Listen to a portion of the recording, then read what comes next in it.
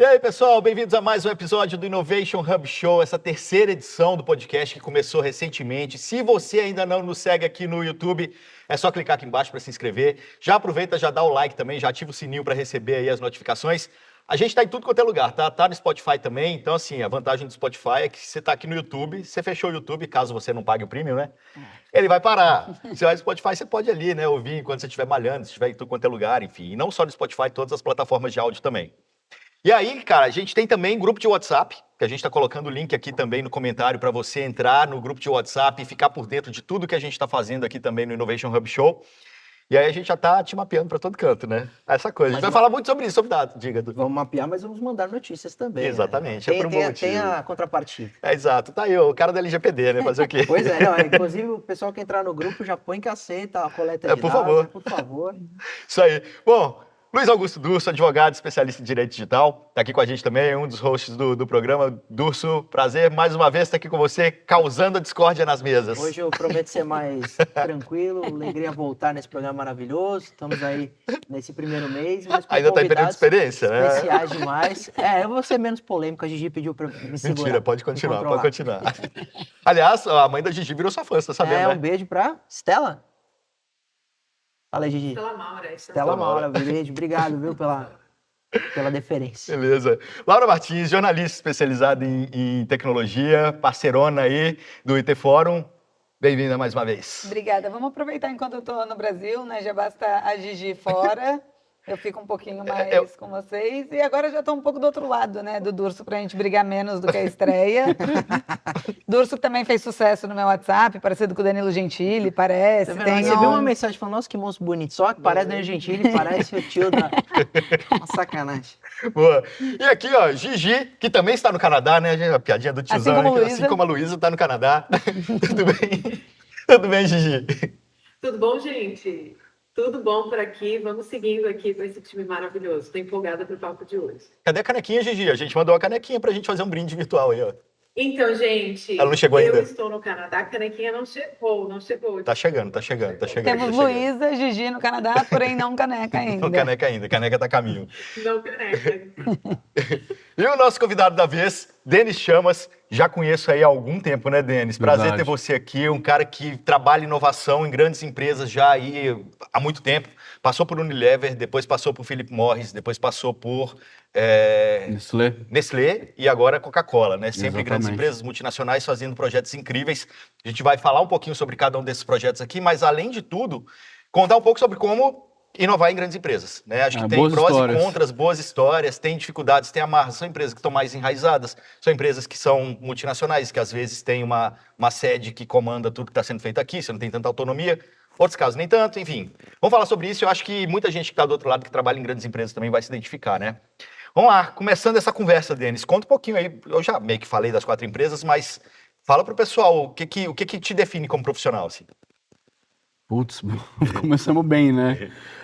Cara, eu acho que eu gosto muito do que eu faço, assim, de verdade. Eu acho que eu tenho um tema de trabalhar em empresas grandes, assim, que essa oportunidade eu acho que é muito especial, porque a escala delas, né, faz com que os projetos, as ideias e os pequenos ajustes e possibilidades ganhem um impacto gigantesco, né? Isso deve ser legal, né? Mundo afora, Brasil afora, isso e participar disso, cara, eu acho, pra mim, muito especial, assim, sabe? Nunca imaginei que eu ia ter acesso e poder estar em vários assuntos e várias coisas tão chaves, assim, passar por experiências tão legais, assim. Então, acho que eu sou muito apaixonado por isso, assim, de verdade. Assim, eu não saio daqui e vou olhar para um assunto que me importa, sabe? Algum outro hobby que me faz mais a cabeça, sabe? Não. E ao longo da minha vida, quando eu me senti saturado, assim, eu acabei indo para outros espaços, tipo o mundo acadêmico, justamente para buscar um repertório para completar e para olhar por outros ângulos, assim. Então essa questão da mudança, da transformação, da inovação por si só, e especialmente de como a gente lê esse mundo maluco que a gente está e consegue de alguma forma gerenciar a nossa ansiedade e também tomar decisões melhores, que eu acho que no final do dia é muito sobre isso também. E a gente vê que muitas decisões ruins são feitas o tempo todo, então é bom tentar compartilhar essa palavra, essas possibilidades também, né? Você sabe que o Durso também sabe causar com muita gente, né? Impactar muita gente aí causando no Instagram. Fiquei sabendo. Ele gosta de E causar. é isso que eu queria perguntar. Por exemplo, eu hoje vejo, até para o advogado, para o cidadão, né? A plataforma ser uma forma de comunicação até com as empresas. Uhum. Você é diretor de plataformas digitais hoje da Coca, mas quando você começa a trabalhar, quais eram as plataformas digitais? Já existia a plataforma digital? Cara, Eu acho que era o ponto da Unilever, né? Eu acho que era bem aquele momento que todo mundo falava de transformação digital, né? Era o grande buzzword e tal. E as pessoas nem sabiam muito bem o que era aquilo. Tinha Instagram? Cara, não, tinha Fotolog, né? O Durso tá querendo tirar a sua idade, você viu? Né? É, Ele tá fazendo É que eu rodei ali, com ó. pneu murcho muito tempo, né? Entendi. Como você pode ver. Não, mas, cara, é engraçado que eu fiz uma palestra semana passada e eu coloquei o slide, eu tava tentando achar o primeiro site que eu fiz. E o primeiro site que eu fiz foi em 1994, cara. Entendi. E, puta, era um outro planeta, assim. Então, de fato, desde 94, você já trabalhava com plataformas digitais, lidando com o que tinha à época. Essa era a sua missão junto às empresas. Falar Não, com nesse caso, eu nem trabalhava, assim, era um interesse pessoal, por isso que eu acho que se mistura muito, assim. Mas logo depois, quando alguém viu que eu conseguia fazer um site, falou assim, você não quer vir dar uma aula aqui numa escola? Eu era muito novo, assim, eu acho que eu tinha, 10 anos de idade, cara. Tipo, Quantos anos você tem? eu vou fazer 40, cara. Ah, bom, tá Vou bom. fazer 40. Só que eu acho que esse é o ponto, assim, sempre foi um negócio que muito me chamou a atenção, porque eu conseguia quebrar muita barreira, ter muito acesso a coisas que não era o que estava em volta de mim, ou que estava na minha cidade. Mesmo sendo privilegiado de São Paulo, ter muita coisa, né, cara? Mas não é tão simples assim, né? E eu também comecei a estudar inglês porque minha mãe forçou. Eu achava que não, e aquilo me ajudou muito, assim, a destravar ainda e ter mais acesso. Então, acho que desde então, assim, esse vínculo que eu tenho muito emocional com esse mundo digital, assim, para mim é muito forte, assim, é muito parte do que eu sou, assim. Tem até aquela frase, né, que a gente constrói as ferramentas e as ferramentas nos constroem, né, cara? Então, eu acho que eu surfei muito disso, assim, essa internet sendo construída e o que isso me trouxe, assim, sabe? E, pô, ainda sou muito fascinado pelas coisas como elas acontecem, e eu sou muito grato por exemplo, poder falar com um amigo meu que tá morando no Canadá ou que tá em Londres e poder falar com ele em tempo real, assim, eu acho que isso, cara, é muito especial. Beleza que não é uma coisa, vai evoluindo, vai ficando mais imersivo, vai ficando melhor, mas ao mesmo tempo você poder fazer isso, cara, é um privilégio a gente viver nesse mundo que traz possibilidades tão incríveis, mas ao mesmo tempo, que nem acho que vocês já abordaram e que a gente sempre aborda esse mundo mais distópico também, de coisas horríveis, de possibilidades que não são tão legais assim. E, enfim, quando a gente ganha escala, essas coisas meio que acabam sendo aceleradas também de alguma forma, e a gente precisa ter maturidade para discutir isso. E eu acho que sim, você chegar numa grande empresa com essa bagagem, né, com esse conhecimento, essa história toda aí que você tem de internet e tal, encontrar um ambiente de, sei lá, diretores talvez bem analógicos, pessoal que não quer saber daquilo ali, acha que não, o que eu estou fazendo aqui está valendo já há tanto tempo, o que eu vou mudar? Acho que talvez tenha sido um pouco da sua realidade ali, principalmente no primeiro momento, né? Ali no momento Unilever, talvez. Aí você chega numa empresa dessa, que tem um monte de gente que já está lá há muito tempo. Chega e fala, ó, vai mudar a cultura, vai mudar gestão, vai mudar ferramental, vai mudar um monte de coisa. Como é que você bate de frente com esses caras? Cara, essa é uma ótima pergunta, assim. Tem duas experiências que eu sempre comento, assim, quando falo desse assunto. A primeira, antes de chegar na Unilever, eu tinha trabalhado em várias agências digitais, assim, agências muito grandes, Verdade. com clientes muito grandes, assim.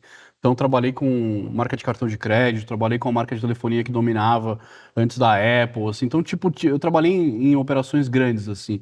E quando eu cheguei lá, eu falei assim, agora eu vou mostrar para esses caras como é que faz digital, entendeu?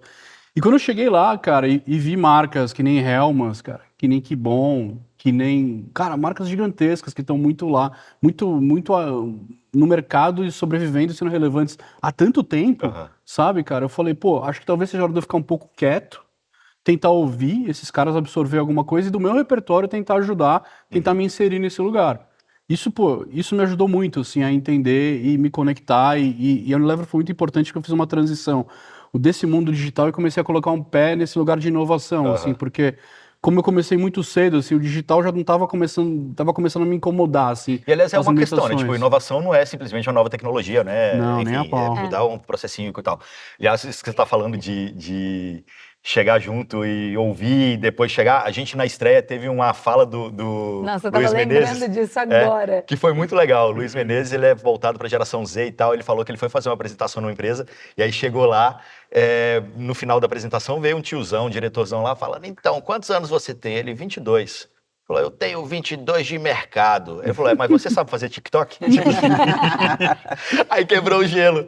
Gigi, você ia fazer uma pergunta, né? Eu tenho uma pergunta para o Denis, porque agora que você está falando, Denis, um pouco dessa questão, né, das marcas terem certos desafios para entrarem, sobretudo quando a gente pensa numa Unilever, numa Nestlé, enfim, são grandes nomes. Como é que você equilibrou o processo de inovar, mas sem perder um pouco a identidade ou a origem dessa marca? Eu falo isso porque quando eu faço projetos com grandes marcas dentro do metaverso, acho que esse é o grande ponto de confusão, assim, como que eu me mantenho eu, enquanto marca, sem me perder nesse monte de opções, assim, e possibilidades. Esse é sempre o ponto mais complexo. Como que você fez isso acontecer? Como que você vê isso?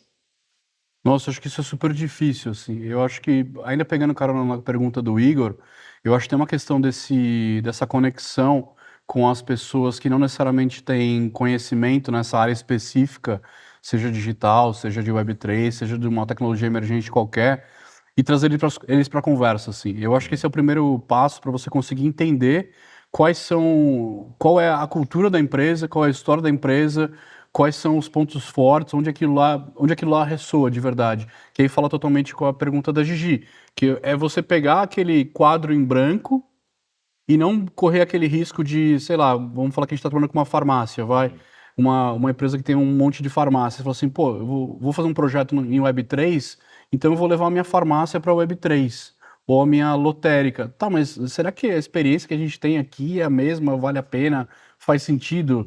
Talvez não, Até e a porque gente... ninguém gosta de ir em farmácia. Quem vai gostar de ir em farmácia no metaverso? Não, imagina que Olha, você tem umas pode... farmácias, não, tem umas peraí, farmácias aí fale que estão por fazendo você. toda uma estratégia para poder falar que é um lugar feliz. Exato. Feliz, Fala, Gigi. Não, e eu acho que é super fera, assim, mas eu acho que Não, e quando você tem essas possibilidades, né, fica muito mais difícil, né, cara? Então, como é que você pensa isso, sabe? Como é que você volta nessa questão do core, do porquê você faz aquilo, pro bem-estar, pra saúde, pra prevenção? Então, aquele espaço é um lugar que você vai pegar um negócio na gôndola. Será que é isso? Então, repensar tudo isso de uma forma que faz sentido requer muita maturidade, requer muita conversa, requer muita experimentação. Então, acho que essa jornada de experimentação te leva, e aí não precisa ser uma jornada longa, mas de repente em vários aspectos que você quer trabalhar, por exemplo, a questão de você humanizar uma figura que você tem, que nem a gente construiu na Nestlé a moça humanizada, e experimentar como um avatar funciona, ou você trabalhar com um ativo digital, quebrar aquela barreira de eu vendo um negócio que está na gôndola, eu pego aquilo, o cara troca por R$5 e a troca está feita, aí tem o varejista, tem a minha rede de logística. Mas como é que as outras empresas de games, todo esse outro universo que é gigantesco, que os números provam que é relevante, os caras vendem um pixel e as pessoas Que é skin, compram né, e as tá tudo skins. bem, e vivem lá dentro daquele ambiente também. Então como é que você transforma também essa questão dessa troca de valor da cadeia e digitaliza ela inteira ou parte dela também dentro desse outro universo? Então, essas questões estão muito no ar e eu acho que as empresas grandes, isso que me move muito, assim, elas têm uma musculatura tão grande para fazer essa experimentação e para ter esse luxo de pensar nisso, ao mesmo tempo que elas vão rodando as coisas, e quando esses experimentos estão prontos, estão validados e alguma coisa faz sentido, ela pode simplesmente pegar na prateleira e botar para rodar. Mas eu acho que deve ser muito louco. Desculpa, vai lá. Desculpa. Denis, queria até pegar o que você falou de experimentação, que apesar das grandes empresas terem esse motor, eu sinto até conversando com essas empresas que há uma dificuldade cultural nisso, porque certeza. vinha-se de um planejamento e é tudo redondinho e só roda quando souber, e aí vieram as startups para falar, vai tentando, isso aqui não deu certo, descarta, a gente vai por esse caminho, o que traz uma perda financeira, mas traz uma inovação maior. As grandes empresas estão começando a olhar para isso e estão se aventurando mais para inovar mais? Essa é uma ótima pergunta. Eu acho que a gente tem o ponto que você trouxe de startups, encaixa muito nessa jornada. Eu acho que ainda tem a febre não é uma boa palavra, mas vamos dizer, a disciplina de ter programa de aceleração, que você tem um comprometimento por um processo, tem uns steps que você precisa cumprir para entregar as coisas e validar dentro de alguns critérios, mas ao mesmo tempo eu acho que falta um pouco de conhecimento teórico de caixa de ferramenta, que eu sempre gosto de falar, assim. Quando a gente fala de inovação incremental, por exemplo, que você vai ir melhorando o teu produto, e o produto digital fala muito sobre isso, de pegar o que o consumidor está querendo, você vai ajustando, vai melhorando, vai entregando, pô, essa feature ficou melhor que a outra, altera, vamos vender mais desse jeito, do outro, botão assim, assado. Essa inovação incremental funciona muito bem para quem é nativo digital ou para quem tem um produto digital sólido. Mas ela não é verdade para quando você fala assim, cara, esse mercado é muito ruim, é muito difícil, eu estou amarrado aqui e eu preciso ir para outro lugar. Você precisa de uma caixa de ferramenta de estudo de futuro, você precisa de uma caixa de ferramenta de inovação radical, de design especulativo, são outras disciplinas. E essas coisas convivem. Então, se você não sabe minimamente que fazer essa distinção, que você sai de andar de cavalo para andar num carro, ou você vai só melhorar aquele carro ao longo do tempo, colocar um câmbio automático, uma direção hidráulica, são jogos diferentes. Não são jogos melhores ou piores, porque um tem muito mais risco que o outro. Um tem mais velocidade, tem mais consistência. Então, vamos dizer assim, literacy não é a palavra, eu queria usar uma palavra em português, mas as pessoas equilíbrio. têm... esse equilíbrio, esse entendimento não é tão difícil, e eu acho que se mistura muito, e aí acaba se jogando na conta de programas de inovação que não funcionam, que não tem velocidade, e acaba se comprometendo muito com esse dia a dia, e os resultados acabam sendo aquém, porque às vezes a gente espera uma coisa revolucionária e vai sair uma melhoria. Então, essa consistência, esse entendimento, essa troca, que nem a gente está fazendo aqui, eu acho que esse é o tipo de coisa que eu acho que é muito, muito significativa. Tem muita coisa legal aberta hoje. A curiosidade das pessoas talvez não esteja lá ainda, sabe? Não sei se é porque elas estão muito ocupadas ou porque elas não têm esse chamado. Enfim, mas eu acho que ter acesso a essas informações e a gente se conecta, a gente conhece as pessoas, vai se conectando. Quando a gente está nessa busca e com essas trocas tão abertas e tão honestas, as coisas acontecem, assim, entre empresas, entre pessoas, sabe? Então eu acho que tem alguma coisa para a gente conectar ainda que é muito importante. E eu acredito muito que é muito menos sobre uma receita de bolo, Sim. de como fazer, e muito mais sobre abraçar essa incerteza. Assim. Tem uma frase puta, não vou lembrar o nome dele agora. Mas eu vou colocar lá, eu vou mandar o livro para você colocar no grupo. Boa. Vou colocar no grupo, então já segue aí o grupo do WhatsApp e também no Instagram. Vou colocar no grupo. @Innovation Hub Show, já segue lá pra gente. Isso, que ele fala que o futuro premia clareza e pune certeza. Então, eu acho que é muito sobre isso, assim, sobre como você joga a luz e vai entendendo e fala assim, não é, vou fazer aquilo no metaverso, check, tá resolvido. Ou vou fazer uma aceleradora para resolver o problema, check, e vou agora olhar o meu outro problema. Não, cara, são trocas, são mudanças, são sistemas, e o mundo muda, né, cara? A gente vive numa situação que tem 2 guerras acontecendo, cara. Então é um mundo complexo, assim, sei lá, 2 anos atrás a gente estava vivendo uma pandemia, então, cara, as coisas mudam rápido e a gente não tem como falar de outro jeito, né? Kodak Gigi, que manda aí. diga, né? Opa! Exato. Gigi, manda aí. Não, eu queria comentar 2 coisas. Bom, primeiro, Denis, só pegando a deixa aí, eu falei isso no nosso episódio de estreia, e eu gosto de repetir muito isso, que o problema de empresas e pessoas ficarem focadas em ferramentas muito é porque as ferramentas, elas ficam obsoletas, né? Então, Sim. é sobre pessoas, não é sobre ferramentas. Mas o que eu queria adicionar é que em algum momento estavam falando de indústria farmacêutica e a minha experiência é que geralmente as indústrias menos esperadas, assim, as mais difíceis de trabalhar, acabam tendo os melhores projetos, porque daí você consegue pensar coisas muito loucas. Por exemplo, o que seria uma experiência no metaverso ou em gaming para a indústria farmacêutica, né? E daí você vê cases interessantes. Por exemplo, o Walmart tem bombado dentro do Roblox.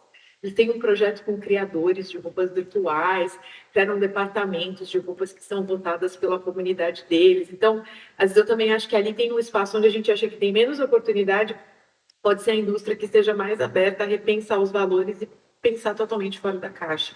Não sei o que você pensa sobre isso, mas só queria adicionar nesse sentido. Mas tem que estar aberto, né? Eu acho que essa é a grande questão. Eu só assim. fazer um comentário sobre o que a gente tá falando. Eu concordo, porque ela tá fazendo mais resposta do que eu falei de ser chato e na farmácia. Eu concordo com o que você está falando. Às vezes tem muita oportunidade naquela experiência que é muito tradicional. Mas eu ainda acho, aí voltando à minha figura ranzinza, que é muito chato ir na farmácia. Não, com certeza. Eu perco um dia na farmácia para comprar remédio controlado, mas dá para fazer uma experiência muito legal. Acho que aí tá a oportunidade, né? Você pegar, por exemplo, ideias de algo extremamente tradicional e fala, puxa, aqui dá para mudar muito com tecnologia, dá para mexer muito. Não, eu fui convidado um dia desses para participar de um podcast sobre e-commerce. E aí a gente estava falando muito de experiência na loja física, né? O tanto que a loja física precisa ser um espaço onde você queira ir e não só esteja lá para, sei lá, vou para poder trocar a roupa que eu comprei online. Até porque Ou hoje provar, né? é o provar. Tem uma pesquisa recente, saiu na NRF agora, 65% das pessoas preferem fazer compra online. Então, assim, qual que é o papel da loja hoje, né? E aí, conectando com o South By, que a gente acabou de estar lá, o evento ele tem muitas experiências. Então, na hora que você vai, por exemplo, no stand da Paramount, você entra dentro da série que eles estão lançando. Se você vai no da Audible, você tem ali toda uma coisa de música, mas é um parque de diversão. Imagina que legal que seria um shopping como esse, sabe? Em que cada loja tivesse o seu ambiente, tivesse aí você começa a trabalhar a comunidade, né? Cada loja tivesse a sua comunidade que, de uma certa maneira, levanta determinada bandeira. Então, uma loja está mais focada no ESG, a outra loja está mais focada no sei o quê. Você vira membro daquela loja não para comprar o produto, mas para fazer parte daquela comunidade. Então, Aí, isso... a farmácia poderia ser isso. o que Só você que aí a farmácia seria a comunidade dos doentes, Nossa, né? Não, gente, vocês não estão indo certo na farmácia. Mas eu preciso dar uma defesa. Não, mas Você é porque já ela viu tá a sempre em Las Vegas. Ela vai na quantidade? Walgreens, É isso, sabe? É ela- diferente. E ela vai ver os Eu produtos... posso É passar diferente. 3 dias, gente, comprando batom, comprando creme. Ah, Vocês lá, não estão você indo vai- certo. Sephora, não na farmácia. Aqui no Brasil, Mais ou menos. Olha aí, ó, tem gente Vai. me ajudando aqui. A gente... E tem todo um aspecto da psicodelia da farmácia, gente. A gente tem que entender que vai além, assim, pensa assim, a psicodelia, né, que vai nessa questão da medicação, e tem tantas medicações que te levam à psicodelia. Então, eu já pensei psicodelia. Se tivesse que começar a pensar um time aqui brainstorming, uma coisa meio Alice, entendeu? É disso que a gente Não. está falando. E se for falar dos Estados Unidos, é maravilhoso, né? Que é uma farmácia que vende cigarro junto com remédio anti-tabaco. Mas, É lindo. mas aqui, ó, peraí, quero- mas como bom mineiro, pera rapidão, só como bom mineiro, lá tem Araújo. Araújo tem tudo. Araújo tem tudo. Mas eu quero puxar do que você tinha falado, é verdade. A experiência de ir ao shopping ainda é extremamente analógica, né? Você está lá para ver os produtos. Bem que a vitrine normalmente tem o produto, não tem uma experiência, muito menos o valor da empresa, que deveria ser algo vendido, e é vendido nas redes sociais, mas não no shopping fisicamente, para que o consumidor se identifique de algum jeito com aquela marca e fala, puxa, eu quero entrar nessa loja para sentir o efeito Disney. Porque ouvindo você falar, eu penso, o Disney Exato. faz isso há 20 anos, mas Sim. qual é a dificuldade eu te pergunto. Mas, cara, aí eu acho que é uma coisa muito legal também, voltando no ponto da Gigi, você buscar outras fontes. Você não buscar os pares, buscar os com iguais, né? certeza. Quando você mais longe que você vai, mais você encontra coisa legal. Então, assim, o South By é um exemplo. Outro exemplo que eu fiquei pensando, cara, balada. Eu acho que toda loja, de uma certa maneira, tenta emular uma baladinha, assim, né? Isso. Bota uma trilha sonora, faz um ambiente cool e tal. Só que a balada é genérica, E né? nem todo mundo gosta de balada. E nem todo mundo não gosta de é um balada. valor também, mas, né? mas além da balada, mais do que a balada. Não, Isso é muito chato, né? não, é mais que isso. Pensa, por exemplo, aqui se a gente pega o exemplo de São Paulo, tem o Facundo Guerra, que é um cara que eu adoro, já trabalhei com ele. Ele cria muitos ambientes aqui, todos eles são temáticos. Então, na hora que ele abriu, por exemplo, Vegas na Augusta, era baseado em Las Vegas, só pra gente não perder o ponto. Mas assim, a cortina inspirava um salão de cassino, você pagava com as fichinhas de cassino, sabe? O nome das noites era baseado em jogos de cassino. Então tinha todo um pensamento por trás para fazer com que você se sentisse dentro daquele ambiente, sabe? Tem uma outra loja lá nos Estados Unidos que eu gosto muito, que é a Ray, ela vende coisas para montanhismo e tal, e ela tem uma comunidade. São 32 milhões de pessoas que pagam para fazer parte daquela comunidade, não só pelo desconto que a loja dá, mas porque a loja é toda, beleza, parte do que eu lucro eu invisto em um mundo melhor e não sei lá mais o quê. E aí ele tem hoje 32 milhões de pessoas que pagam $30 por mês para fazer parte desse grupo. Ele quer chegar a 50 milhões, não para vender mais, mas porque ele pensou, 50 milhões de pessoas levantando essa bandeira é 1/6 da população dos Estados Unidos. Com 1/6 da população dos Estados Unidos eu consigo ter força para poder mudar uma lei. A coisa vai muito além, sabe? E eu acho que você tem vários casos para poder contar nesse sentido, né? Não, de como... eu acho que, especialmente para o recorte de bens de consumo, que é onde eu vivo e trabalho pelos últimos anos, assim, eu acho que o grande ponto que a gente tem, se a gente der um zoom out nessa conversa, não é sobre comunidade, é sobre diferenciação no final do dia, entendeu? Como é que a comunidade, óbvio, é uma baita ferramenta para isso. Preço variedade, a experiência, tudo isso diferencia você. E em bens de consumo você pode desenvolver uma fórmula de uma coisa de sabor limão, você coloca no mercado, é um baita sucesso, e no dia seguinte você já tem 5 concorrentes, vendendo 50 centavos abaixo do teu preço. A Coca fez isso, a Coca não fazia H2O? Não era da Coca-Cola? Não, esse é da Pepsi, Coca-2O. Puxa, eu falei da concorrente. Não, mas a Coca fez uma, não fez? Não, a gente tem várias linhas de Sprite, de vários outros produtos, né, de Smart Water, enfim, tem vários jeitos de olhar para isso, enfim, de sabores e etc e tal, mas a diferenciação ela fala muito sobre a consistência de como você está nesses lugares. Então, que nem ele falou de montanhismo, por exemplo, e aí isso é muito legal que fala muito com games também, cara, que é a questão endêmica, né? Das marcas que tentam entrar no mundo de games, mas elas não são do mundo de games, elas não estão lá. E sofrem muito, né, para conseguir fazer essa entrada direito, de construir uma história lá dentro e ser relevante para aquele público, assim. Então, esse desenho de diferenciação, de pertencimento, é onde, se você reparar bem, onde as coisas quebram ou não quebram, assim. Então, você pode ter uma loja no shopping, se você sabe o que você é, o que você tá, que bandeira que você está levantando, pô, é muito mais fácil de você traduzir isso numa experiência. Agora, se você é só um produto que tem 1 milhão de concorrentes, você acaba ficando uma coisa bem genérica, e aí você vai brigar por preço, vai brigar por uma preferência, uma experiência pessoal, que são coisas pequenas, que não vão te dar escala, não vão te deixar funcionar no volume que uma empresa de bens de consumo precisa funcionar. Você acha que essa Entendeu? história de, por exemplo, instagramável já é passado? Então, uma das estratégias que loja aplicava, por exemplo, vou fazer um ambiente instagramável, porque além de vir para ver os produtos, a pessoa vem, faz uma foto, faz publicidade gratuita, orgânico e tal. E isso é muito simples quando a gente fala hoje de marketing, já foi? Ou realmente é uma estratégia que ainda deve ser levada em consideração? Algumas questões de transformar a loja também numa experiência, também para transmitir valor. Cara, eu acho que é muito mais ligado no Value Exchange, assim, que eu sempre falo, na troca que você tem lá, sabe? Se for instagramável, for um ambiente legal pra caramba, com uma comida, um café, Talvez se uma esse, experiência. se esse for o mote da empresa. Porque jogar um cenário por jogar jogar também. por jogar não vai te salvar, entendeu? É. Você pode contratar os melhores para fazer isso, mas não vai te resolver, entendeu? Mas se você tem uma troca, por exemplo, se você vai lá, além de tudo, o preço é muito bom, porque a empresa quer que você experimente de um produto novo, um produto que tem uma resistência ou o que seja, pô, pode ser um jeito muito legal de fazer isso, te oferecer uma experiência muito confortável de tempo, de experimentação, de capturar feedback dessas pessoas também, para fazer esse produto, entender se esse produto vai crescer, se ele tem potencial, onde que você precisa arrumar. Então, eu acho que é muito mais sobre a troca no final do dia do que você simplesmente ter um ambiente incrível. Eu sempre falo que os bancos e as corretoras de investimento têm exércitos de desenvolvedores de aplicativo e de experiência, e de verdade são muito bons. Mas se você falar para o cara, ó, você vai ganhar R$100 e você vai ter que digitar umas linhas de código e acessar a API para conseguir transferir esse dinheiro para tua conta, as pessoas vão fazer, entendeu? Porque a troca tá lá, a troca é clara, entendeu? E quanto mais claro for esse objetivo, essa clareza, mais potente é a tua mensagem, entendeu? A tua presença nesses lugares.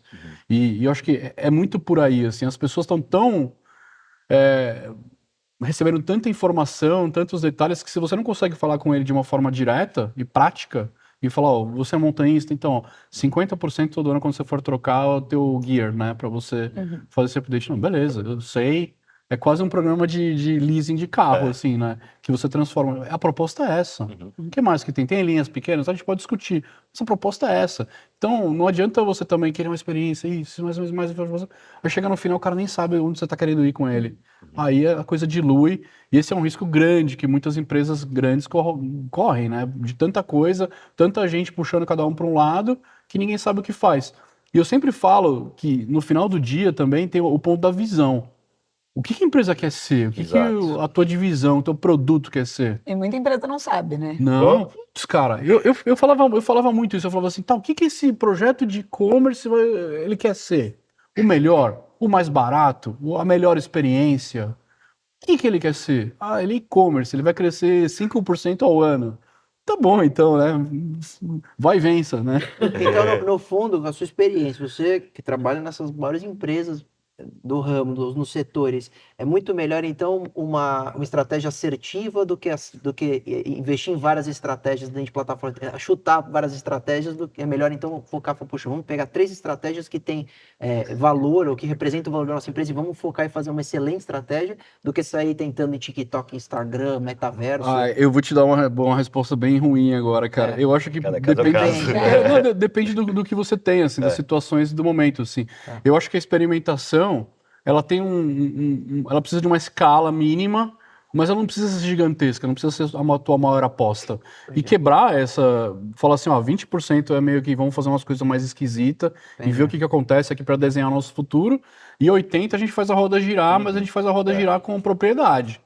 entendeu? E eu acho que isso é bem legal, assim, isso... E eu, como advogado, posso falar que sua resposta foi excelente, porque o depende é o que a gente aprendeu a responder na faculdade de Direito. Tudo é depende hoje no mundo. Eu acho que volta para aquele ponto da clareza sobre as disciplinas, o que você está fazendo, sabe? Pô, eu quero ser essa empresa, eu quero construir uma coisa gigantesca. Então tá, por exemplo, eu quero ser relevante, uma coisa que eu sempre falo, eu quero ser relevante nesse mundo que a gente sabe que vai ficar mais imersivo de alguma forma. E como é que eu levo os meus produtos para lá? Entendeu? Acho que a primeira coisa que o cara pode fazer hoje não é tipo assim, eu vou gastar o meu budget todo e construir toda uma experiência digital. Não, ele pode começar ouvindo essa conversa.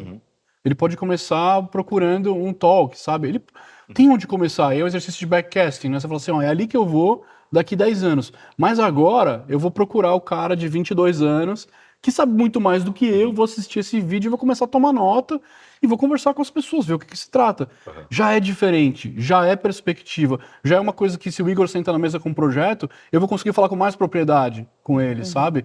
Então, vê como as coisas não são complexas, mas tem que fazer parte de como a gente vê o mundo. E o cara que trabalha numa cadeira de inovação ou de digital tem que estar confortável com isso, porque se ele não tiver, quem que vai estar no final do dia, né? Gigi, manda aí. Não, eu ia comentar que eu acho que uma das coisas interessantes do que o Denis está falando, é claro que eu acho que toda empresa tem que ter um departamento pequenininho de Research and Development, né, onde você testa coisas muito loucas e afins. Mas, Denis, eu acho que muito tem a ver também com engajar com o teu público-alvo do jeito certo, entender o teu público-alvo, porque eu acho que é muito assim, não é porque você pode que você deve enquanto marca, né, e eu queria entender um pouco de você. Como que você vê isso? Aí eu ia puxar um pouquinho mais no contexto dos games, porque realmente a gente vê hoje um boom da geração alfa, mais até do que o Gen Z dentro do Roblox, dentro do Fortnite. E você vê que algumas marcas estão fazendo ativações, inclusive marcas de bebida e de beleza, etc. Mas como que você vê essa questão do engajamento em games? Porque ali eu acho que tem uma dinâmica de reward muito clara, né? Eu só não sei se é um espaço para todos hoje. Mas tem uma troca assim, muito interessante entre comunidades, indivíduos, rewards muito simples de entender, né? A gamificação é addictive, né? Você fica meio viciado nisso. Você tem alguma visão, assim, alguma opinião sobre, particularmente, gamificação e engajamento de consumidor? Putz, eu tenho algumas, assim, e eu falo com o maior respeito, assim, porque eu acho que tem um mundo todo de games mega relevante, mega maduro já, pessoas que se conheceram, casaram e continuam jogando, jogos que duram mais de uma década, assim, League of Legends tem um tempão, então não é... O quê? Tibia. Tibia? Cara, então não é uma brincadeira. Space entendeu? Invaders. Age of Empires. Olha aí. E eu acho que essas coisas, tipo, são sinais muito claros que não é moda, não é onda, é uma coisa que vem por aí. Mas, ao mesmo tempo, eu vejo uma cisão grande de gente que está completamente fora, entendeu? E quando a gente fala de estudo de futuro, a gente sempre fala de futuros, plurais, né? Como essas coisas vão se misturar, qual que vai ser os designs dominantes que vão vir por aí muito baseado nesse desenho de games, assim. O que eu acho, e como eu olho pra isso, assim, eu sou um gamer muito meia boca, assim, sabe? Os jogos que eu jogo não são tão assim, O que sabe? você joga? Conta aí pra gente. Cara, eu jogo um FIFA, não é mais FIFA, é FC 24, Você né? tá melhor que eu jogo Ah. Mario até hoje. Belo Eu jogo. falei, não tem. Jogo da belo cobrinha. Emulado, né? Deve ser emulado. Não, O que temos pra hoje, né? não, eu tenho um Switch. Só não pode jogar o jogo tudo do mais Tigre, funciona. né? Não, esse não dá. Não vai jogar Tigrinho, tigrinhos. Tigrinho é complicado. Eu tenho um advogado na mesa, Pois né? é, olha aí. Mas Tá legalizado. é um mundo pois gigante. é. É um mundo gigantesco, assim, sabe? A gente tem um mundo de aposta esportiva. A gente tem muita coisa conectada com esse mundo de jogo que é muito relevante para o mundo que a gente vive, sabe? Então, entender esse negócio, talvez não seja para todos mesmo, mas eu acho que quando você vê um contexto maior de quebra de idade, de possibilidades, você consegue encontrar boas estratégias para praticamente qualquer produto ou serviço que vocês queiram engajar. Mas, de novo, volta para aquele desafio da tentação de transportar o teu mundo real para o teu mundo imersivo, sabe? E assim, criar, e pensar, e falar o que faz sentido, aí o jogo fica completamente diferente, sabe? Inês. Isso é uma boa resposta, Gigi, mas, enfim, eu acredito muito, assim. Não, foi sim.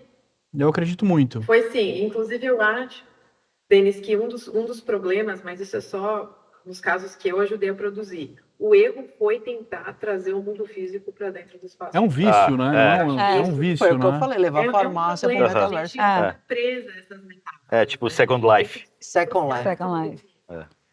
E só para encerrar essa pergunta, eu convido muito todo mundo que está assistindo a tentar ir assistir um jogo lá na Riot do Campeonato Brasileiro, do CBLOL, assim. Entender aquilo Cara, lá. Porque, por exemplo, experiência. vou falar para vocês, quanto custa o ingresso de cinema aqui em São Paulo? Não sei.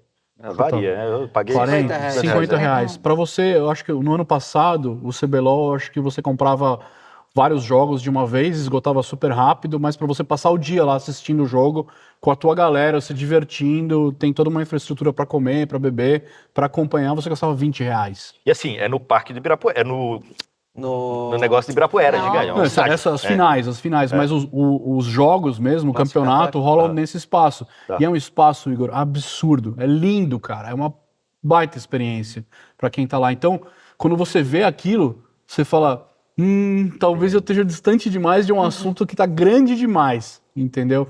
Então, só que assim, para entrar, para entender, você tem que ter essa vivência, você tem que criar a tua opinião. Por isso que é muito mais sobre convidar, dizer que é uma coisa relevante, que vale a pena se conectar, e muito menos sobre eu chegar aqui e falar a receita do bolo, que eu acho que não é por aí. Enfim, eu não resolvo, eu só empurro as pessoas na direção certa, eu acho que é por aí. E, Denis, você estava falando de diferenciação, aí queria pegar um pouco agora a sua vivência com a Coca, né? Coca-Cola, diferenciação, tudo, né? No mundo inteiro, a principal, Super. mudou a cor do Papai Noel para vermelho e tudo mais.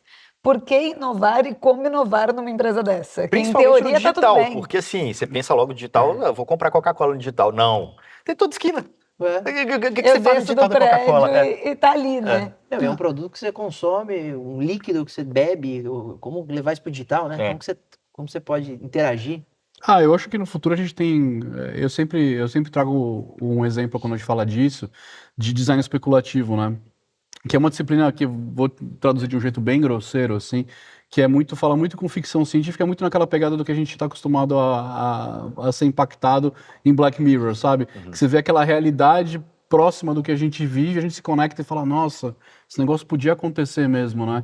E algumas coisas vão se aproximando, vão acontecendo, e a gente vai tendo acesso em uma escala maior ou menor a essas coisas. Então, o design especulativo meio que propõe essas mudanças no dia a dia, né? E eu acho que não só para a Coca, mas para todo o ambiente de bens de consumo, como a gente consome, por que a gente consome, como a gente faz isso. Se a gente olhar para esse tipo de disciplina e começar a pensar o mundo baseado nessas possibilidades, de repente a gente pode ir se preparando e pensando em coisas diferentes, assim, que ajudem a gente a pelo menos ter discussões mais bem estruturadas quando esse tipo de pergunta chega, que é o alicerce de uma empresa gigantesca e centenária, que nem várias que eu trabalhei. Então, voltando à tua pergunta, assim, eu acho que tem um desafio enorme de entender melhor o consumidor, que eu acho que é fundamental. Tipo, continuar. A gente já sabe que o produto é incrível, que as pessoas amam, consomem, mas como é que a gente continua sendo relevante para essas pessoas que estão, que vêm? Como é que elas levam isso mais para o dia a dia delas, que a gente esteja presente nos lugares que elas frequentam, que elas querem receber esse impacto. É muito legal que essa consistência da Coca faz com que ela seja muito menos uma interrupção e muito uma coisa que está presente já ao longo do tempo, né? Que nem eu dei até um exemplo da Copa do Mundo, que você vê a imagem do Messi, vê a imagem do Maradona, os dois comemorando títulos mundiais e tendo a Coca-Cola como pano de fundo numa imagem, uma coisa assim. Então, essa consistência é muito legal, a presença com música, sabe?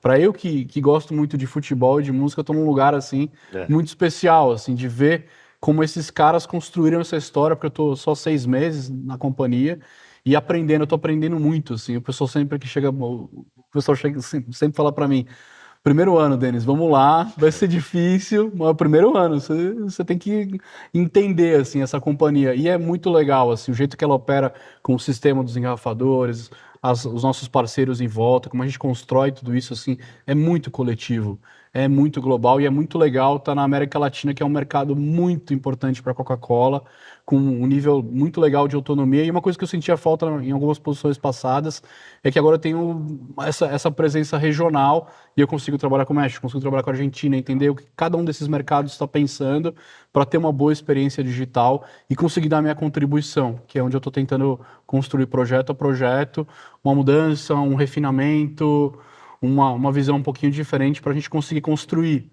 essas experiências que no final do dia que eu falei que são muito... Tentar ser bem claro para o consumidor, né, o que ele ganha em troca, qual o benefício, como é que essa mecânica funciona, Mas acho que tem uma parte de como a gente pinta esse quadro em volta, assim, de uma forma bacana, que para não ficar uma coisa pendendo para um lado ou para o outro, mas que essas coisas casem e aí faça uma experiência incrível no final, que tenha muita diferenciação, que é onde todas as empresas precisam jogar. Então é muito nesse lugar que eu atuo, assim, muito aprendendo ainda, e acho que essa é a melhor palavra, mas tentando dar minha contribuição com toda essa jornada. E muda muito quando você pensa assim, em inovação voltado para o brasileiro, voltado agora que você está na América Latina toda, né? Quando você pensa no mexicano, pensa no argentino, no brasileiro, aí tem momentos econômicos, deve ter um monte de coisa aí para você avaliar. Muda muito? Pegando seu gancho, como também equilibrar essas grandes empresas entre o que é uma inovação global e o que é uma inovação a nível nacional, né? Cara, Porque aí- são mercados completamente distintos, Sim, não, né? é só um exemplo, talvez, Netflix, né? Quando eles fizeram o lançamento das séries aqui, que puxaram Inês Brasil para poder colocar lá, fazer Orange is the New Black, o projeto do Thiago Lopes, que é, cara, fantástico, sou fã dele. Isso tem que ter muito culhão também para a empresa dar espaço para o local, Essa independência. fazer algo, dar essa independência, mas assim, a Netflix é um exemplo extremo. Pô, Inês Brasil, né? Gente, Chamou o a Gretchen, chamou... o Twitter da Brin- Netflix. Como foi sua as redes experiência sociais nesse da sentido? Netflix, eles colocam os exato. influenciadores, né? Esse Netflix eu acho que é um caso É um extremo, assim, de case, vou dar total liberdade, mas como que você enxerga essa... Cara, isso é muito legal, para ser bem sincero, assim, eu acho que essa diversidade das situações e possibilidades dos países é muito interessante, assim. Brasil e México super grandes, mas muito diferentes, assim. A gente no México tem um D2C, que é Coca-Cola em tu Hogar, que é super relevante, super forte já lá, assim. Em outros países a gente ainda tá descobrindo como isso funciona, sabe? Então, é muito legal ver que o que a gente aprende, por exemplo, num festival aqui, que nem o The Town que a gente teve, a gente aprendeu muita coisa rápido para fazer o Flow Fest no México em novembro. Agora a gente tem os Lollapaloozas na Argentina, no Uruguai, no Brasil acontecendo, que a gente está fazendo de um jeito, Rock in Rio no meio do ano e Flow Fest de novo. Então, essa troca aqui de experiências, de como funciona, e aí é muito legal que as conversas que a gente desenha uma experiência digital, mas para aquilo ter vida, eu preciso contar para o cara de mídia que aquilo faz sentido, como aquilo funciona, para ele conseguir falar, putz, vamos otimizar desse jeito, que as possibilidades são essas, que o cara de influenciadores, para amarrar de outro jeito, para contar essa história, para a agência estar trabalhando num grande conceito criativo, que a gente vai trabalhar como é que isso encaixa, sem parecer cadastre, mas tipo, pô, olha que legal que a gente está trazendo, e convidar as pessoas para se juntar. Então, é muito legal conseguir orquestrar isso e esse aprendizado rápido entre os países, tendo em conta as diferenças, assim. E cada time local tem a sua conexão com, que a gente chama de frontline, com os engarrafadores, com os varejistas. Então, cada história é uma história, cada mensagem, o jeito que a gente comunica. Por exemplo, o que eu aprendi no Natal passado, por exemplo, no Chile é o Viejito Pascuero, não é o Papai Noel, né? Então, cada lugar você aprende uma coisa, e como você pode tratar, por exemplo, na Argentina a gente não podia mostrar a figura do Papai Noel, no México também não. Então, Por que não? por temas de lei. Então, são várias questões assim, que você vai aprendendo e você vai já construindo as coisas pensadas nisso, assim, refinando as coisas. O Papai Noel é pra muito isso. importante para a Coca? Eu acho que o Natal todo, né? Eu acho que tem uma magia incrível, assim. Eu participei da chegada das caravanas, né? Que é uma coisa que rolou ano passado, dos caminhões de Coca-Cola chegando, né? Cara, é muito emocionante, assim. Eu, de fora, assim, não era uma coisa que eu olhava com frequência. Quando eu tava lá dentro e participei, e eu vi lá no Parque Vila Lobos a quantidade de gente que tinha, e a emoção daquilo ali, cara, é uma coisa muito relevante. E a gente trazer um Papai Noel que se conecta com as pessoas, que tá ali, cara, árvore de Natal, assim, pode parecer banal, assim, cara, mas pro o mundo que a gente vive tão complexo, tão difícil, aquilo lá às vezes é um alento tão grande que é difícil você Porra, é o colocar uma grande influência métrica, da Coca, cara. né? Junto com o urso polar. Junto com os polar, Sem verdade. esquecer o urso, O urso por polar não favor. veio, só veio o Papai Noel. Ah, mas mas tadinho também, né? Ia Já não morrer. basta Tá o muito Papai carinho Noel pra com aquela trazer. roupa, tadinho. Não, mas é incrível. E eu acho que essa mágica, assim, que a Coca fala muito, assim, do Create Real Magic, é uma coisa que eu aprendi e muitas vezes que chegavam os filmes, né? Mas o que esse filme vai vender? Não, esse filme é sobre a mágica. E, cara, eu vejo isso muito na Coca, assim, como essa consistência de estar nos esportes, de estar na música, de estar nesses lugares que as pessoas se encontram e faz sentido pro produto, faz sentido estar lá, faz sentido falar desse jeito, como essas coisas se conectam e é muito interessante de novo. É um momento muito de eu dar um passo para trás, olhar como isso tudo funciona, entender como eu posso contribuir, porque a mensagem é muito forte, é muito E poderosa, de são essas verdade. empresas que conseguem, né? A gente tem poucas empresas que a mensagem é mais forte que o produto, né? A gente fala de Disney, efeito Disney, e Apple, que vendeu sonhos e não um celular, e por isso ficou muito à frente. É. E eu acho que a Coca é isso também. Eu nunca vi uma propaganda da Coca que seja só compre uma Coca-Cola. É sobre família, é sobre amizade. E eu aprendi uma coisa recente que eu achei muito interessante, assim, que diferente de vários produtos que eu trabalhei, a Coca-Cola que uma pessoa com poder aquisitivo baixo consome é a mesma que o rei da Inglaterra vai consumir, entendeu? Então é um produto, assim, que ele não tem um premium, sabe? Então ele é o produto, assim, ele é uma bandeira ali. Então é muito interessante mesmo, assim, Então, você muito tá peculiar. conversando com a Tati Gracia também, ela foi modelista por muito tempo, né? Ela falava que inovação ali no Oreo, por exemplo, era na quantidade, nas embalagens, o tamanho das embalagens. É um pouco a Coca também, né? A latinha para um momento, a garrafa de 2 litros é para outro e tal. Que ano passado, não sei se vocês perceberam, tem milhões de formatos de Oreo hoje no supermercado. O Oreo com 3 biscoitinhos, o Oreo pequenininho para bites, o Oreo para família, o Oreo não sei o que lá. Isso foi uma inovação da Mondelez quando eles perceberam esses momentos de consumo do produto, né? Mas você queria falar alguma coisa de Coca-Cola, né, Gigi? Eu queria falar que eu acho que a Coca-Cola também tem um caráter, e Denis, você me corrige se eu estou errado, um caráter assim quase de construir uma cultura. E eu falo isso porque eu me lembro quando eu era adolescente que a Coca-Cola fez uma campanha no Brasil que tinham mini CDs, eu lembro, eram CDs Nossa. pequenininhos, Eu lembro disso. tinham vários lançamentos, e teve Justin Timberlake, tinha Maroon 5, foi incrível, e cada CD tinha uma temática e você colecionava. E hoje eu também sei que, por exemplo, na Ásia, no Paquistão, na Índia, tem projetos super fortes e são incríveis, chamado Coke Studio, Tem. que fomenta a nova geração de músicos e de músicos folclóricos encontrando com músicos novos, a nova geração com a antiga. Então, eu também acho que a Coca tem uma visão muito de construir cultura, né, e de entender bem o seu público-alvo. Só queria trazer isso, porque isso vai além do digital, né? Isso é realmente entender o público com que você se comunica. Só que eu tô lembrando de uma coisa da minha época, de quando era criança, né? A gente trocava tampinha de garrafa da Coca-Cola por uns engradadozinhos, assim, com umas coca pequenininhas. lembro Era mó disso. legal. A criançada toda ficava brincando e Tem colecionando uma isso. galera que tem isso até hoje, Sério? né? Olha, Sim, colecionadores. tem. Não, mas deixa eu só fazer um comentário. Esse eu preciso comentar. Gigi, é incrível o que você falou de Coke Studio, que é o que eu tô trabalhando agora, assim. Então, assim, eu tô trabalhando muito em Coke Studio, sabe? legal. E é legal porque ano passado a gente teve essas colisões, que é exatamente o que ela falou, mas para nossa região aqui era um pouquinho menos folclórico, mas muito artista jovem. Por exemplo, a gente fez uma iniciativa que chama Food Marks, lá no Rio de Janeiro recentemente, que era para homenagear o Cazuza. Então, e esses momentos icônicos. Então, o Cazuza saía de um show, ia numa pizzaria que chamava Pizzaria Guanabara e tomava uma Coca-Cola e comia uma pizza calabresa. A pior pizza do Rio de Janeiro. E aí, o que a gente fez? Ela não existe mais. A gente levantou essa pizzaria por 3 dias e convidou as pessoas a viverem esse momento e a gente trouxe um show do João, Legal. homenageando o Cazuza, assim. Então, acho que essa conexão, de novo, dos CDzinhos até hoje, como a gente está fazendo isso nos ambientes digitais, que a gente vai sempre mexendo e entendendo, é a consistência desse lugar de paixão de música e de estar nessa conexão. Então, acho que isso é muito vivo. E esse ano não é para menos. Para o festival que a gente estava conversando hoje, no Lola tem uma presença hoje que a gente vai visitar lá. E também todo esse lado de Coke Studio que a gente vai lançar algumas coisas esse ano que eu ia falar, mas eu não posso. Dá um spoiler. Não posso dar um spoiler. Dicas, apenas dicas. É homem Não. ou mulher? Ah, não posso dar dica nenhuma, não posso dar dica nenhuma. Dois jornalistas na mesa, mas poxa. tem vários artistas legais, assim. Entra no site lá, Coke Studio, vocês vão ficar Cadastra lá, Eu pra chutaria a Anitta Luísa Sonza, que é o que tá mais na... Mas deixa eu perguntar, Denis. Manda. Então, você, além da sua experiência profissional, você dá aula, né? Sim. E aí eu queria te perguntar, claro, você hoje está na Coca, você tem todo Ele, além de o estagiário, é orçamento. professor também, tá? Eu dou aula, e eu já dei aula de marketing digital também. Olha isso, o Olha advogado aí. dá aula de marketing digital, ferrou.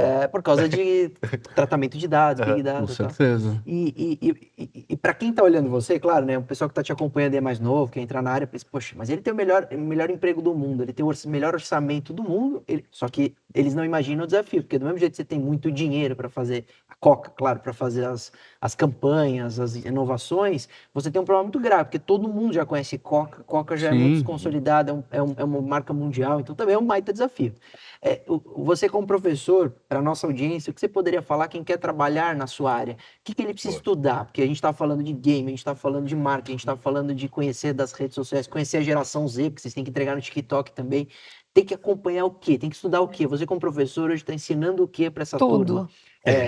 Precisa conhecer, Se vira precisa aí. estar inserido no mundo digital. Qual é a formação dessa turma que está te acompanhando, te vendo como um ídolo, como um exemplo? E fala, poxa, eu também um dia quero ser das plataformas digitais da Coca ou dessas empresas enormes que você trabalhou. O que você dá de dica? Cara, primeiro é muito difícil essa posição. Ano passado eu fui dar uma palestra no ENEB, que é o Encontro Nacional de Empresas Júnior, foi em Maceió. E assim, eu tenho bastante traquejo para palestra, para tudo mais, não é um problema. Mas quando eu cheguei lá, eram 5.000 estudantes. Sim, era um mar de gente, assim. E eu contando os meus projetos, contando o que a gente estava construindo, assim. E para mim foi muito marcante, porque eu falei assim, cara, quem sou eu para dar exemplo para essa galera, né? Porque eu sempre, de novo, eu gosto muito desses pontos de música, de, de acesso à cultura, dessa conectividade que a internet traz, essa conexão, para mim sempre me moveu muito, no nível pessoal, assim. Então, conectar isso com o trabalho sempre foi através dessa visão, assim, das coisas que eu gosto, das coisas que eu queria estar perto e que eu queria estar entendendo. É natural, é orgânico. É natural, e ao mesmo tempo, assim, quando a gente estava falando lá atrás de inovação aberta, de digital, de fazer um site, etc e tal, você vai querendo, tá, o que mais que tá vindo, assim? Então, Web3, cara, é natural que eu queira saber do que se trata, sabe? Cripto é uma coisa que também é natural que eu queira saber do que se trata. Talvez eu tenha muito menos conhecimento, mas eu já me aventurei um pouco nesse lugar, sabe? Então, essa curiosidade de tentar, eu acho que é o que me move. E aí, quando essas coisas ressoam para você de uma forma, ou você entende as oportunidades que você tem no mercado também, porque não é só uma questão de falar assim, eu vou trabalhar com Web3 na empresa tal. Você vai ter que construir essa cadeira muitas vezes, que nem foi o meu caso. Então eu aprendi desde muito novo que não era sobre sentar na cadeira, às vezes era sobre construir e mais do que isso, explicar para as pessoas em volta por que a gente estava fazendo aquilo. Conseguir gerar um pouco de consenso, assim, sabe? E às vezes funciona, às vezes não funciona. Às vezes troca de liderança, às vezes tem um cara que tem uma aposta, o outro que não tem. Outro que tem uma visão, outro que quer mudar isso. Game sofre muito com isso, assim. Eu vi vários projetos gigantescos que trocou o diretor, o cara falou assim, agora ele não gosta mais de games, agora ele gosta de futebol. E aí a E aí, empresa parece troca. que Vai vira pro outro toda a lado. máquina, Vira. porque tem que estar de acordo com a cabeça ali que está decidindo, que tá Exato. com a caneta na mão. Exato, então eu acho que é muito sobre, para mim, a transformação, a mudança, ler esse mundo e traduzir para o cara que fala de vendas, fala assim, meu, me explica esse teu mundo de venda, vamos lá fazer uma rota. Eu vou, entendeu? Eu vou entender. Já fui fazer rota de sorvete, que o cara ficou lá 1 hora esperando, porque o cara da padaria estava ocupado, a gente ficou lá esperando. Então a gente queria vender um projeto pro cara, a gente ouve. Então, tá lá e entender isso é muito forte, cara. E isso ajuda você a entender por que pô, a vida do cara é difícil também, por que ele tá fazendo aquilo. E você, pô, sabe aquilo que você faz? Talvez se você fizesse desse jeito aqui, a gente conseguir. Aquela conversa que você teve com o cara que ele não queria, se a gente tentasse levar esse negócio para ele. Então, entender quem tá em volta, esse exercício mínimo de conexão, empatia e humildade para entender que o que você faz não é a coisa mais importante do mundo, muitas vezes. É um forte pilar aí de não. construção profissional. Eu não diria que é um forte pilar assim, mas eu diria que é de onde você tem que sair, cara. Porque senão você não vai conseguir ter a conversa, cara. Ninguém vai te ouvir. Eu diria curiosidade, né? Acho que é principal. Em geral é isso, assim. Em geral, eu diria que curiosidade é a palavra, assim. Mas eu tento ser um pouco mais contundente, Sim. porque não é... Curiosidade parece muito positivo. E às vezes você vai ter que ser bem arrojado para fazer a tua curiosidade quebrar essas barreiras, assim. E a empresa cobra currículo. A Cobra. empresa não olha só se você é um curioso. Tudo bem, Igor? Puxa, eu sou Qual que é o seu maior. lado positivo? Qual é a maior eu qualidade? assisto muito ciência todo dia. Parabéns. Mas esse balanço que eu faço, por exemplo, com a minha vivência acadêmica e com meus projetos pessoais, é que em muitas empresas eu não pude testar coisas que eu achava que eram importantes. Tá. Entendeu? Então eu pego e falo assim, beleza, eu vou achar tempo para fazer um projeto pessoal. Entendeu? Vou explorar o e-commerce. Eu já tive alguns Isso negócios virava um com case isso. para você apresentar para a empresa também. Não necessariamente apresentar, mas quando eu chegava numa mesa e falava assim, esse fornecedor, esse jeito, eu falava assim, não, bacana, não é assim que funciona. Como que você está me cobrando todo esse dinheiro se eu posso entrar naquela plataforma com R$50, passo o cartão e começo a vender? Entendeu? Então esse tipo de confronto que eu acho que é a palavra certa, mas tem que olhar de um lado positivo, mais maduro, eu acho que para mim é muito importante. Como fazer isso? Aí você tem que ter um pouco de rodagem e pessoas têm um pouco mais de sensibilidade, um pouco menos, mas eu acho que isso a gente vai aprendendo todo dia. E só para fechar esse ponto, quando eu estava na Philip Morris ainda, eu estava em Santa Cruz do Sul na fábrica, e o diretor da fábrica era um cara muito genial, assim, tinha muito tempo de companhia, e ele gostava bastante de mim, e eu fui na sala dele tomar um café, um dia ele falou para mim, ele olhou e falou assim, Denis, você sabe que o seu trabalho nem sempre é percebido de forma positiva, né? Aí, porra, aí me desmontou, né? Aí eu falei, pô, eu sempre achei que eu era o cara mais legal, entendeu? Eu ia trazer, levar você para as startups, levar você para um negócio de Querido inovação. pelo público. Né? Tipo assim, pô, eu sempre achei que tava por cima, né? Ele falou assim, cara, as pessoas estão ocupadas, as pessoas às vezes não querem aprender outras coisas, Você fica inventando moda, fica né? inventando inventando- moda, pois é. entendeu? Já não tinha Instagram, tava dando certo, você vê com essas redes sociais. Né? Exatamente. Então, cara, conseguir empatizar e falar, puta, isso aqui realmente é um lugar, tem um valor para a organização, para a pessoa, de uma forma muito mais holística e como encaixar isso na cultura de uma empresa, demora, mas Toda vai. mudança traz resistência, né? Ah, não sim, tem com jeito. certeza. Não, e Com ainda certeza. mais, assim, é porque a gente já tá chegando no final da nossa conversa, Já? mas... Já, uma horinha já deu. A gente tem um monte de... A gente tem Lollapalooza daqui a pouco. Tudo bem que Exato. esse episódio tá gravado. A gente tá saindo daqui já indo pro Lola direto.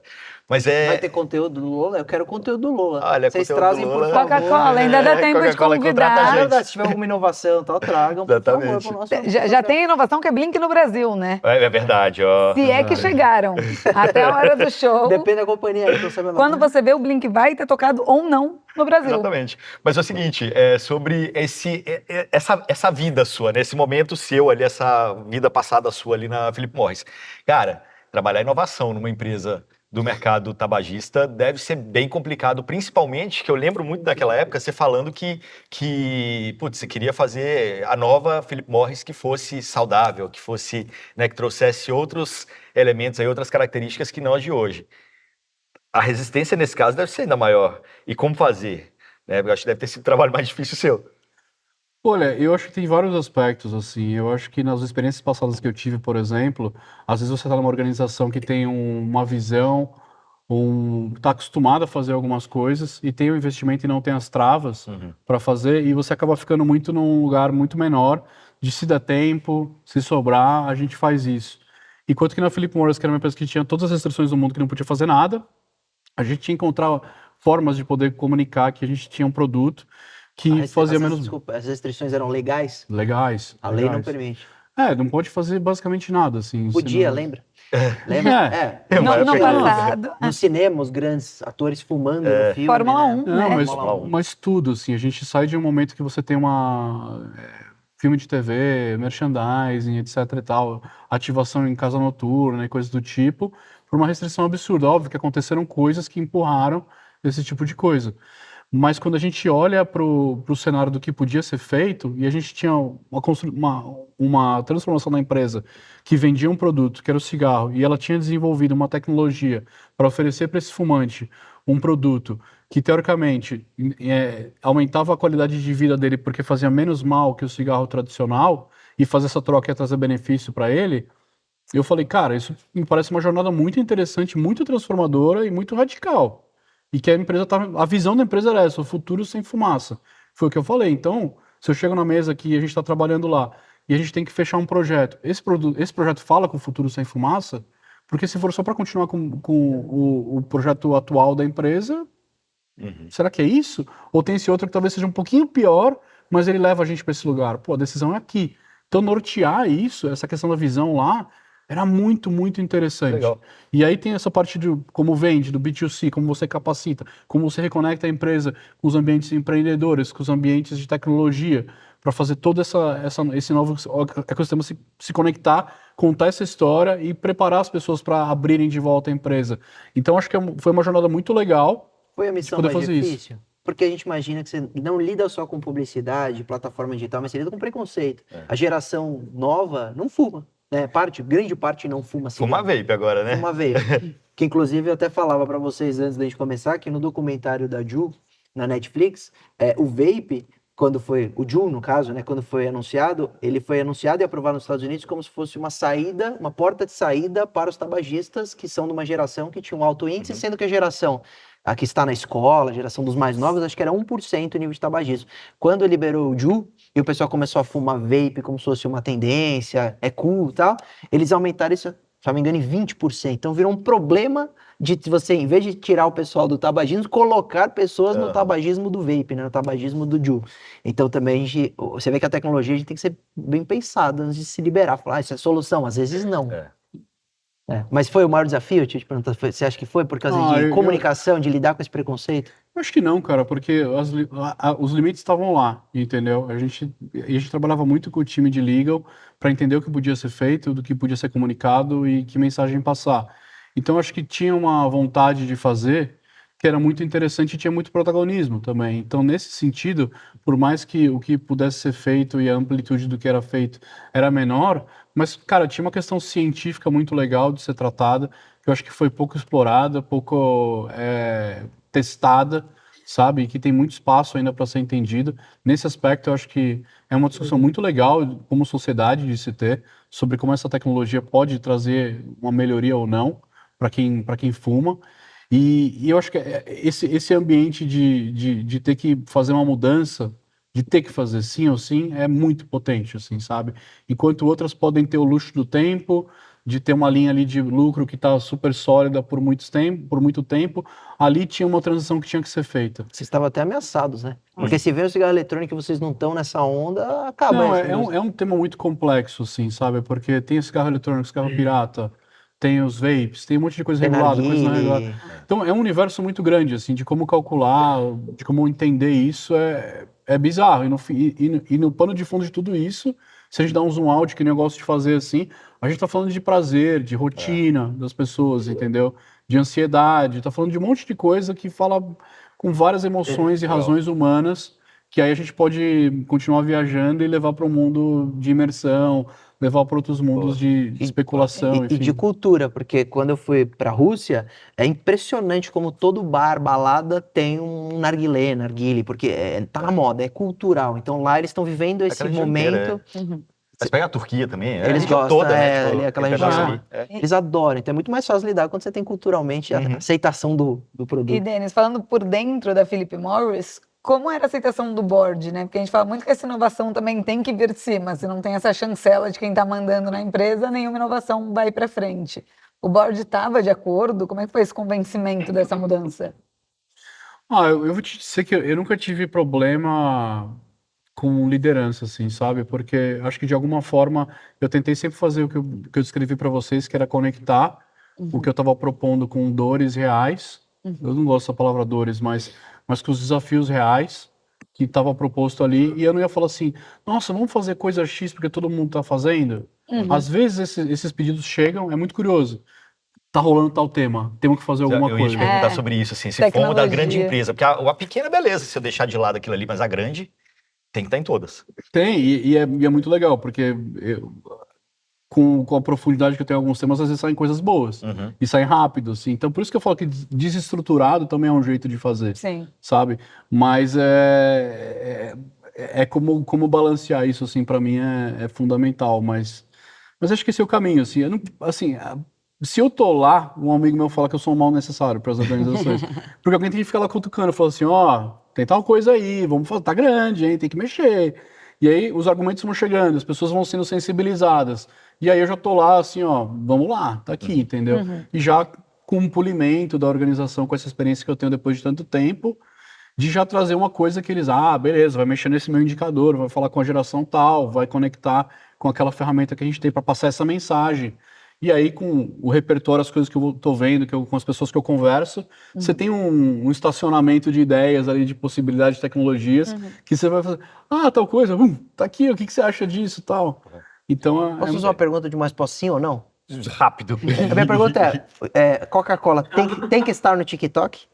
Sim ou não? Depende. Aprendi com o meu ensinou pra advogado. ele, que Parabéns, era tá melhor aprovado, fazer. tá aprovado. Aprendi com o meu advogado. Passou na OAB, você vê? Passou, tá aprovado. Fácil. Bom, Durso, com Pessoal, essa você não precisa mais ser nosso estagiário. temos um novo eu vou estagiário. dar o terno pra ele. Resolvido. Boa. Pessoal, vou ter que ser o chato aqui para acabar com essa conversa. Tá muito boa. Mas, Denis, como é que o pessoal te encontra aí na internet para continuar a conversa? Denis Chamas, acho que o LinkedIn é o melhor canal. A gente fala por lá. E o mais legal é que na época da Philip Morris você era, tipo, o predestinado no nascimento, né? Denis Chamas. Denis Chamas, né? É verdade. Tudo sem fumaça. Não, mas enfim, consegue me encontrar por aí, Denis Chamas, procura. Não é tão difícil assim. Boa. Laura, Muito onde te contato. encontra?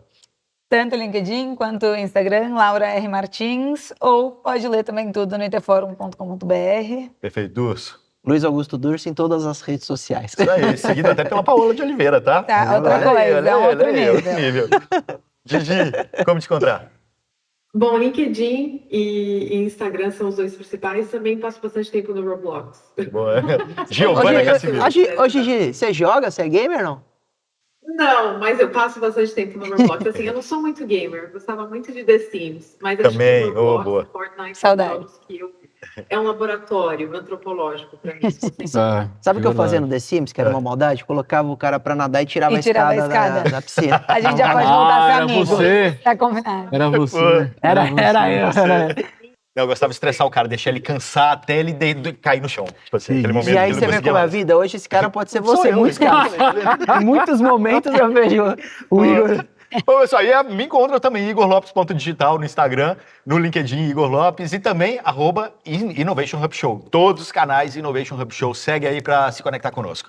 Aproveita para dar o like aqui de uma vez, ó, o joinha. Eu tô vendo poucos joinhas aqui, ó, poucos likes Por no favor. vídeo. E Aproveita comentar, pra, né? Manda Pô, pros e- amigos. E acompanha a gente no TikTok hoje com os influenciadores, com Coca, no Lola, Boa, vai ter bastante boa, coisa Vai legal. se tratar agora. Já aprendeu. Isso aí, pessoal. Valeu demais. Obrigado por mais um conteúdo aqui. Obrigado por estarem conosco em mais um conteúdo. A gente se encontra na próxima semana. Valeu, Tchau. gente, até mais. Valeu.